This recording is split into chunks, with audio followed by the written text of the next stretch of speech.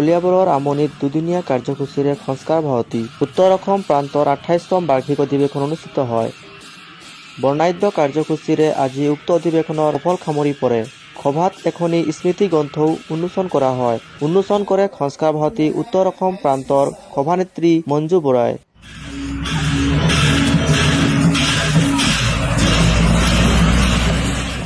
অধিৱেশনত সংস্কাৰ ভাৰতী উত্তৰ অসম প্ৰান্তৰ কাৰ্যকৰী সভাপতি আলেখ্য বৰুৱা, উপসভানেত্ৰী মালিকা কন্দলী, ৰাষ্ট্ৰীয় স্বয়ংসেৱক সংঘৰ উত্তৰ অসম প্ৰান্তৰ সহ-বৌদ্ধিক প্ৰমুখ কৌশিক শৰ্মা, সংস্কাৰ ভাৰতী প্ৰভুত্বৰ ক্ষেত্ৰৰ সহ-ক্ষেত্ৰক প্ৰমুখ সন্তোষ কুমাৰ, উত্তৰ অসম প্ৰান্তৰ সম্পাদক পুলকেশ বৰুৱা, কামৰূপ মহানগৰ জিলাৰ সভানেত্ৰী কুৰ্মী ভূঞাকে ধৰি বিভিন্ন জিলাৰ বিষয়ববীয়া আৰু প্ৰতিনিধি উপস্থিত থাকে।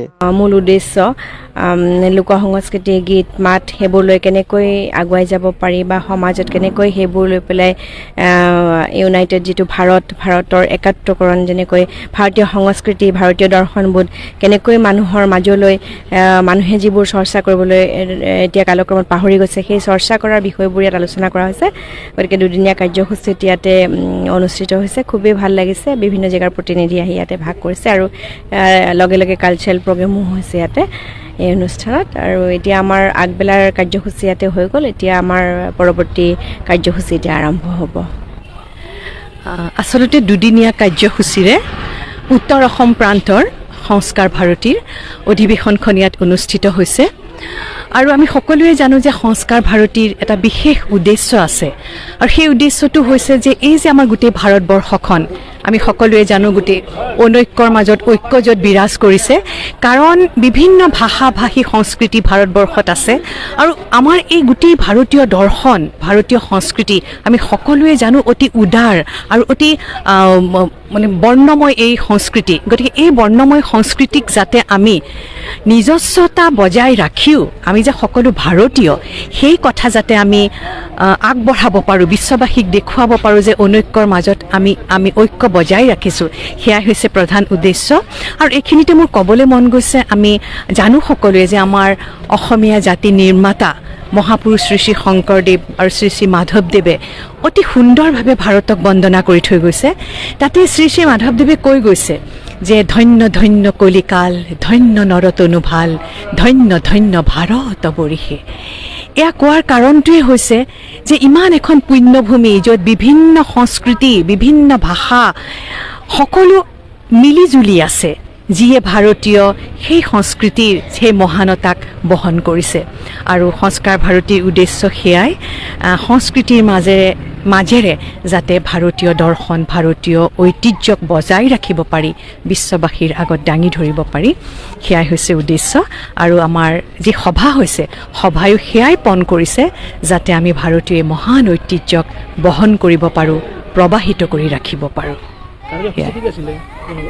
কাৰ্যসূচী আছিলে আমাৰ বিভিন্ন বৈঠক বহিছে, আলোচনা হৈছে যে সংগঠনক আৰু কেনেকৈ সবল কৰিব পাৰি, কেনেকৈ বিলাই দিব পাৰি, শিল্পীসকলৰ বা সাংগঠনিক দিশত যদি কিবা আৰু কেনেকৈ আমি আগুৱাই নিব পাৰোঁ, কিবা আসোঁৱাহ আছে নেকি, সেই গোটেইখিনি সকলোৱে মিলিজুলি আলোচনা ইয়াত কৰিছে। আৰু এতিয়া আছে মুকলি সভা আছে আৰু এখন স্মৰণিকাও ওলাইছে সেই বিষয়ে। আৰু কেনেকৈ আমি আমাৰ বিলুপ্ত হ'ব ধৰা সংস্কৃতিক কেনেকৈ ধৰি ৰাখিব পাৰোঁ, সেয়াও এটা বৰ ডাঙৰ বিষয়। যে বিভিন্ন জেগাত আমি দেখিছোঁ যে এতিয়া নাঙেলী গীতকে আমি কৈছোঁ, মহ খেদা গীত আমাৰ আছে, দেখা গৈছে লাহে লাহে মানে কিছু কিছু ঠাইত বিলুপ্ত হ'বলৈ আৰম্ভ কৰিছে। তেনেকুৱা সংস্কৃতিক আমি কেনেকৈ ধৰি ৰাখিম, কেনেকৈ আমি স্বকীয়তা বজাই ৰাখিও আমি কেনেকৈ বৃহৎ ভাৰতীয় সংস্কৃতিৰ অংশীদাৰ হ'ম, সেই সকলো ধৰণৰ কথা আজি আলোচনা হৈছে, সেয়াই উদ্দেশ্য আছিল।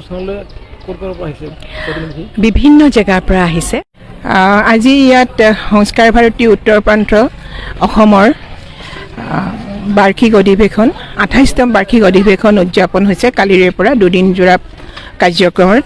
আৰু ইয়াত আহি বিভিন্ন প্ৰান্তৰ অসমৰ বিভিন্ন জিলাৰ কৰ্মকৰ্তাসকল সংস্কাৰ ভাৰতী আহি উপস্থিত হৈছেহি।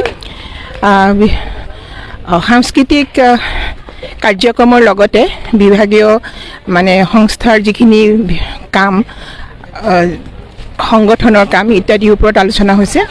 আৰু খুব ভাল লাগিছে সকলো মানুহৰে যেটো সংস্কাৰ ভাৰতীৰ ওপৰত আস্থা দেখি কাৰণ সংস্কাৰ ভাৰতীৰ উদ্দেশ্যই হৈছে যে আমাৰ বিভিন্ন প্ৰান্তত থকা অকল উত্তৰ পূৰ্বাঞ্চলৰে নহয় সমগ্ৰ ভাৰতৰে ভিতৰুৱা ঠাইবিলাকত যাতে নিজৰ ভাৰতীয় ঐতিহ্য সভ্যতা আৰু সংস্কৃতিক জীয়াই ৰাখিবৰ কাৰণে যেটো প্ৰয়োজন বা পথপ্ৰদৰ্শক হিচাপে সংস্কাৰ ভাৰতীয়ে কাম কৰে আৰু সেই ধৰণে আমিও উত্তৰ প্ৰান্তই অসম উত্তৰ প্ৰান্তৰ সংস্কাৰ ভাৰতীয়ে চেষ্টা কৰি আহিছে বহুত বছৰ ধৰিয়ে কাৰণ এতিয়া যেটো অপসংস্কৃতি বা যেটো পশ্চিমীয়া সংস্কৃতিৰ ফালে নতুন প্ৰজন্মই ধাৱমান হোৱা দেখা যায় সেই সময়ত আমাৰ নিজৰ কলাকৃষ্টি ধৰি ৰাখি কেনেকৈ নিজৰ ভাষা ঐতিহ্যক আমি চৰ্চা কৰি এখন সুস্থ সমাজ গঢ়িব পাৰোঁ তাৰ কাৰণে নতুন প্ৰজন্মক বাট দেখুৱাটো হৈছে আমাৰ প্ৰধান উদ্দেশ্য আৰু মই ভাবোঁ এই অনুষ্ঠানটোৱে বিগত ইমান বছৰ ধৰি যি গোটেই সমগ্ৰ ভাৰততে যি প্ৰচেষ্টা চলাই আহিছে আমাৰ অসম উত্তৰ প্ৰান্তৰেও তাত অৰিহণা যোগাব আৰু এখন সুস্থ সংস্কৃত সমাজ গঢ়িবৰ কাৰণে সংস্কাৰ ভাৰতী পথপ্ৰদৰ্শক হওক তাৰ কাৰণে আমি সদায় কামনা কৰিলোঁ